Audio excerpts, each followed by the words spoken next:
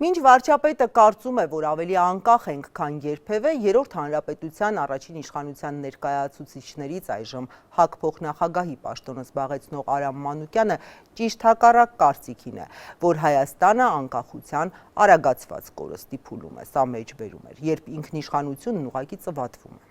Ես այն կարծիքին եմ, որ եթե չլիներ առաջին հանրապետությունը, կարող է երրորդ հանրապետությունը չլիներ։ Դա փաստ է, որովհետև այդ անկախության այդ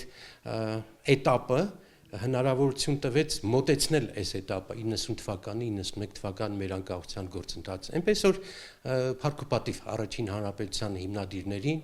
բոլոր կուսակցություններին, բոլոր մարդկանց, ժողովրդին, որոնք կարողացան այդ պետականությունը վերականգնել, ցավոք սրտի կարճ ժամանակահատվածում։ Այսօրվա վիճակով հենց երազը, որը կոչվում էր շարժում, այն պորտկումը, այն ամբարված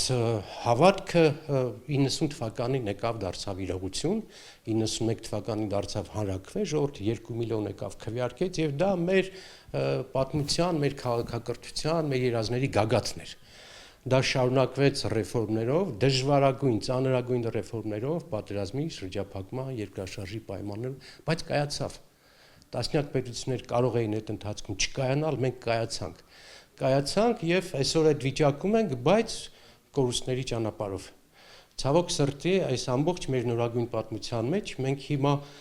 կրում ենք ամենաարագացված անկախության կորստի փուլը։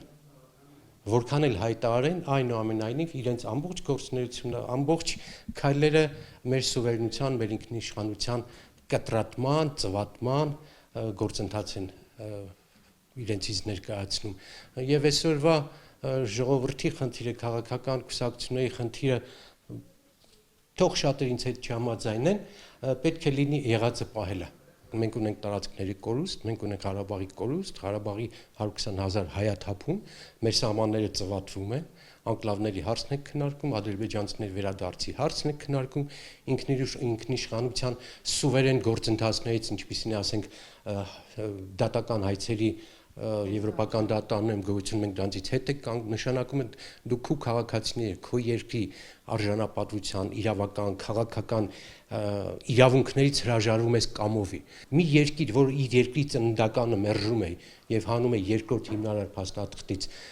սահմանադրությունից, այդ մարդիկ անկախության մասին խոսելու իրավունք չունեն։ Իրանք այդ բառը հնչեցնելու իրավունք չունեն։ Իրենք անկախության գործընթացի հակառակորդներն են։